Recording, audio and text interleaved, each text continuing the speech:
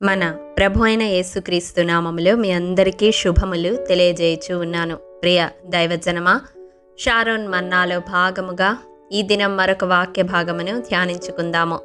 ఆదికాండము 46వ అధ్యాయము 28వ వచనము. అతడు గోషేనుకు త్రోవ చూపుటకు యోసేపు నద్దకు తనకు ముందుగా యూదాను పంపెను. యాకోబు తన కుటుంబముతో ఐగుప్తుకు బయలుదేరినప్పుడు ఐగుప్తును సమీపించినప్పుడు గోషేనుకు త్రోవ చూపడానికి యోసేపు నద్దకు తనకు ముందుగా యూదాను పంపినట్లుగా ఈ భాగములో చూస్తాము. ప్రియ దైవజనమా, గోషేను దైవిక కాపుదలకు, సమృద్ధికి, విస్తరణకు, అభివృద్ధికి సాదృశ్యంగా ఉంది.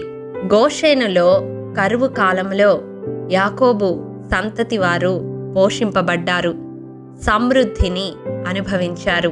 మోషే కాలంలో తెగుళ్ళు వారినంటకుండా దైవిక కాపుదల అనుభవించారు.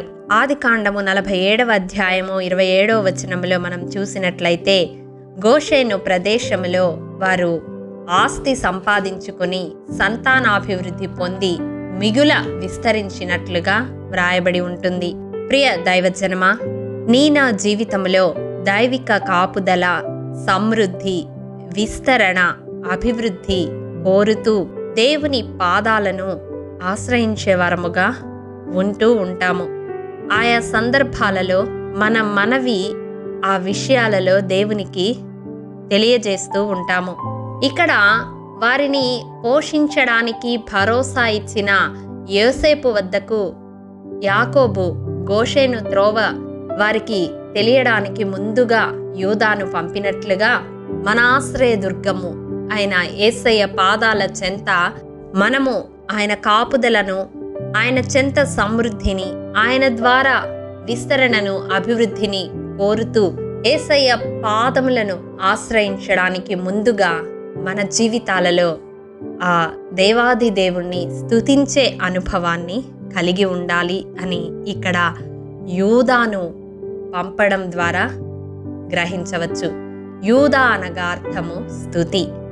ప్రియ దైవజనమా, మనలో అనేక మంది చేసే పొరపాటు ఏమిటంటే ప్రార్థన ప్రారంభించి మన మనవులు దేవునికి వరుసగా తెలియజేస్తూ ఉంటాము. మన అక్కరలు దేవుని చెంత మొరపెట్టుకుంటూ ఉంటాము. కానీ వాటన్నిటికంటే ముందుగా స్తుతికి పాత్రుడు, స్తోత్రార్హుడు, ఆరాధనకు యోగ్యుడు అయిన ఆ దేవాది దేవుణ్ణి స్తుతించడం నిర్లక్ష్యం చేస్తూ ఉంటాము. సర్వ సమృద్ధిలోనికి మనము నడిపించబడాలి అంటే మన జీవితాలలో, మన కుటుంబాలలో అభివృద్ధిని, మన చేతి పనులలో విస్తరణను మనము చూడాలి అంటే, ఈ అపాయకరమైన దినాలలో దైవిక కాపుదలను అనుభవించాలి అంటే మొదటగా స్తుతి అనేది మన నోట ఉండాలి. మనము చెల్లించే ఆ స్తుతి యాగము మన చుట్టూ ఒక బలమైన దుర్గాన్ని స్థాపిస్తుంది. మన స్తుతుల మీద ఆసీనుడై దేవుడు మన మధ్యకు దిగి వచ్చినప్పుడు తప్పక ఆయన కాపుదలను, ఆయన ఆశీర్వాదమును, మన జీవితాలలో సమృద్ధిని రుచి చూడగలము. ఈ వాక్యము ద్వారా ఈ దినం దేవుడు మన హృదయాలను సంధిస్తూ ఉండగా మన జీవితాలలో ఇక నుండి దేవుణ్ణి స్తుతించడానికి ప్రాధాన్యతనిచ్చేవారముగా మన ప్రార్థనను మార్చుకుందాము.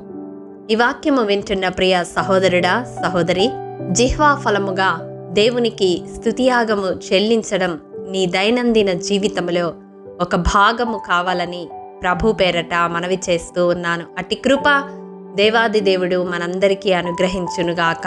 ఆమేన్. ప్రేమ నమ్మకము కలిగిన మా ప్రియ పరలోకపు తండ్రి, మీ పరిశుద్ధ పాదములకు వందనములు. దేవా, విత్తబడిన వాక్యమును ప్రతి హృదయములో నూరంతలుగా ఫలింపచేయండి. ఈ వాక్యము వింటున్న ప్రతి ఒక్కరి జీవితాలలో వారి మనవులు నీ చెంతకు తీసుకొని వచ్చే ముందు నిన్ను స్తుతించే ధన్యతను అనుగ్రహించమని యేసు అతి పరిశుద్ధ నామం పేరిట అడిగి పొందుకొని నాము తండ్రి. ఆమేన్. ప్రియ దైవజనమా, అనుదినము షారోన్ మన్నా ద్వారా అడగబడుచున్న నెంబర్ ఇన్ బైబిల్ క్విజ్ ప్రశ్నలకు సమాధానములు ప్రతి నెల మొదటి వారము కామెంట్ బాక్స్లో పోస్ట్ చేయబడతాయి. కాబట్టి గమనించి మీకు తెలియని ప్రశ్నలకు సమాధానములు తెలుసుకొనగలరని ప్రభు పేరట మనవి చేయుచూ ఉన్నాము. ప్రియ దైవజనమా, ఈ దినం నెంబర్ ఇన్ బైబిల్ క్విజ్ ప్రశ్న: ఎవరి పక్షమున ఉన్న లేవీయులు ఇశ్రాయేలు ప్రజలలో ఇంచుమించు 3,000 మందిని మోషే కాలములో చంపిరి? మీ సమాధానం మాకు తెలియజేస్తారు కదూ. ప్రభు కృప మనందరికీ తోడైండును గాక. ఆమేన్. ప్రియ దైవజనమా, ఈ దినము జన్మదినము, వివాహ దినము జరుపుకుంటున్న వారికి షారోన్ గ్రూప్ తరపున హృదయపూర్వక శుభాకాంక్షలు తెలియజేయుచూ ఉన్నాము. దేవుడు శ్రేయస్కరమైన ఆశీర్వాదములతో ఈ సంవత్సరాది నుండి సంవత్సరాంతము వరకు మిమ్ములను నింపాలని ప్రార్థిస్తూ ఉన్నాము. ఆమేన్.